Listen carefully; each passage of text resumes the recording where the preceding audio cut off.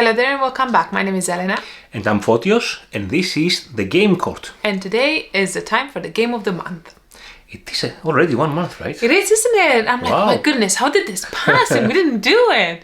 To be honest though, we actually forgot about it and we got ourselves in a bit of a pickle and we didn't know what to do. But luckily, we played Shinkansen 0K. How did we say it together? I don't know. It's a bit weird, right? So Shinkansen 0K is a game that is designed by the same designers as Red Cathedral and soon enough White Castle. It's Shei S and Isra C and is published by Ludonova. What you basically do in this game is you build the fast train in Japan that goes across Japan, and that's during the Tokyo Olympics. Yeah. Tokyo Olympics, and that's in 1960. 1960s, 1970s, something. 60. Yeah. You know, if you don't know, always make it 60s. Or 70s. And you know, it gives you a decade. So they want to have a fast train just before the Olympics, right? To the people to go across the country. And this was at that time, it was the fastest train in the world. Yes. That's super amazing, isn't it? The game is played over 5 months, over 5 years. Years. Can you imagine building a train in 5 months? If somebody could do it, it would be the Japanese. Though. Yeah, you could see how they would do that, right? As I was saying, the game is played over 5 years. And what you technically do is you build your own train.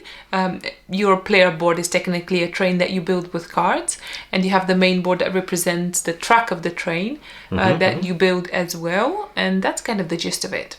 So every round, an event is going to happen, and this event might give you extra additional scoring for that round, or it might give you an additional action.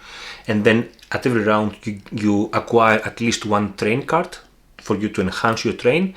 And these train cards either give you ongoing abilities or give you additional actions.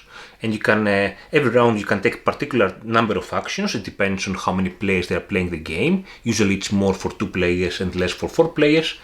And these actions allow you to prepare the ground, to lay the track, to build a train station, and all of this cool stuff. The cool element of this game is, although it looks very much like worker placement, it's I think just action selection, and you have some X's to place onto the actions that you want to do, and you go 1 player at a time doing all their actions, and then you pass it to the next player. One thing that will give you plenty of points at the end of the game that you need to focus on is as you build train stations throughout the tracks, well, it's technically 1 track, you have to build them. They only come in 3 colors, there's black, white and gold. There is a track at the top that actually represents the train stations, the gold, the white and the black.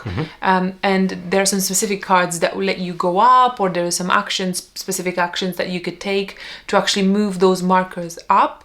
The more valuable the marker, the higher the marker, the more valuable the train station that you can build on. Exactly. The more you build, the more points you get. So exactly. I think it's just a combination of how far do you want to move the marker and how many train stations of that color you want to build, which are, by the way, a finite number. Yeah, but equally though, the more you build of a particular color of train station, the less points you get immediately at that point. So there's a balance there if you wish. So you may want to go for another type of train station because it will give you more points now, but maybe less points later. Yeah, you don't want to push it too much if you know you're invested very much in the white. Another element of the game is the cauldrons that basically represents the Olympic fire, if you wish. And there are 3 randomly selected cities that have 3 particular special actions there. And you put your cauldrons out, and this gives you also a bit of area majority. Who has the most cauldrons gets a bit of extra points at the end of the game.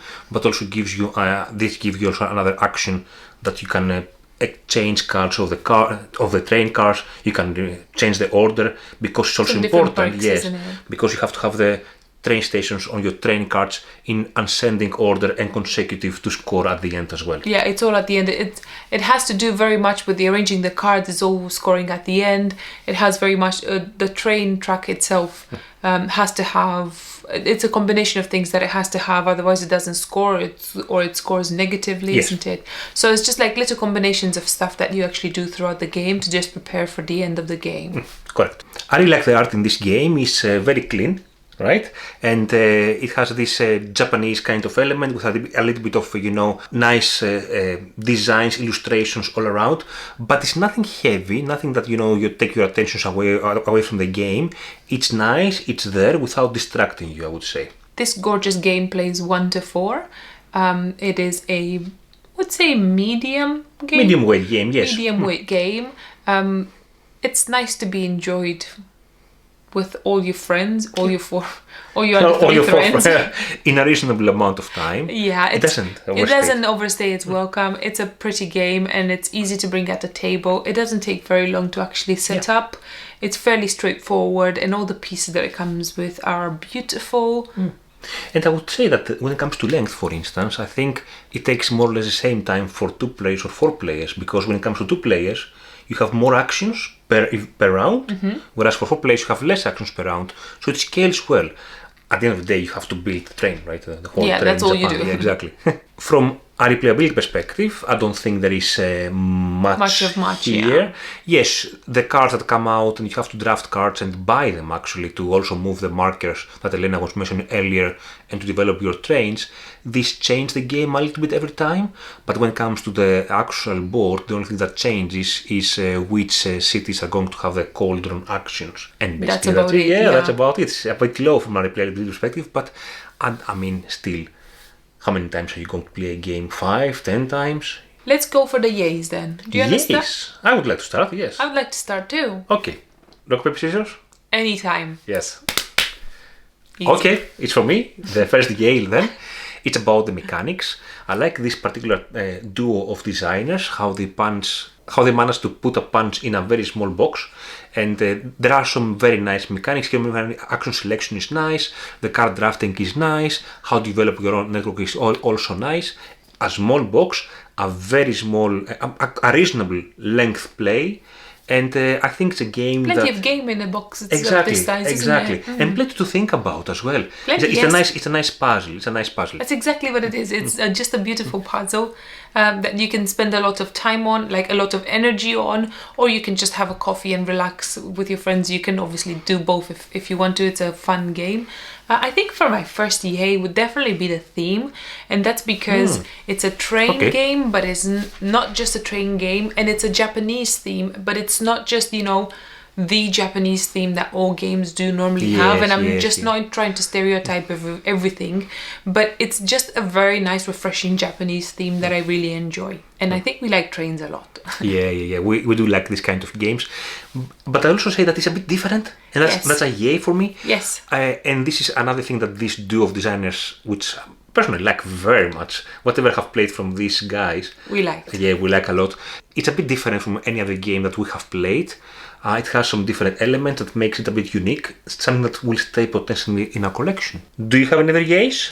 I have another yay. I was just thinking of another yay. A definite yay would be how you create, because I think that's the best word to describe it, like a little puzzle that you actually create your combinations of building tracks, of your own train, of building the train stations, enough to give you more points than the opponent, and obviously piggyback on whatever your opponent does. I think that's it's a cool, fresh concept. I like it. It's obviously in many games, but I like the way they've implemented it in this game.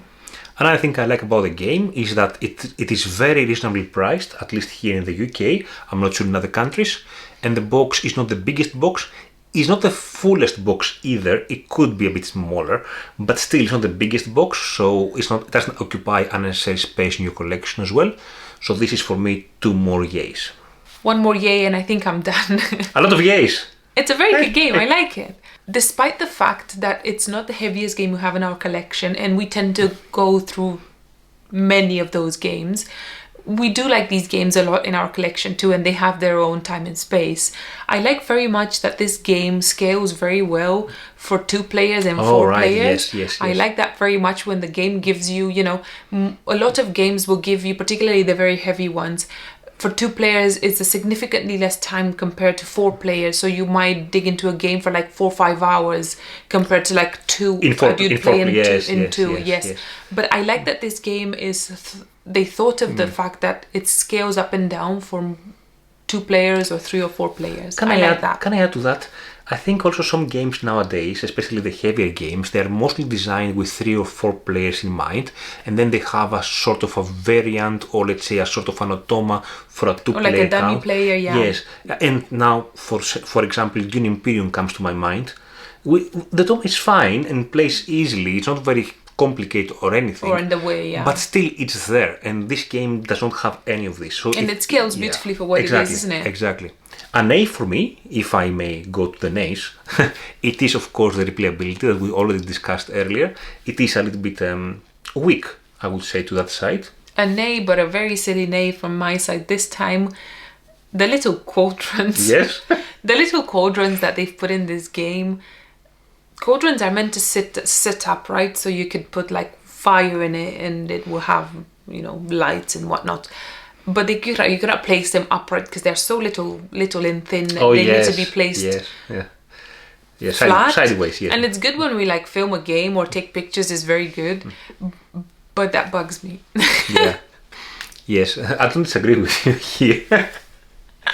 Now, when it comes to other game recommendations, if you would like to try Shinkansen 0K and you like it, or you want to try something different, we also would recommend Red Cathedral.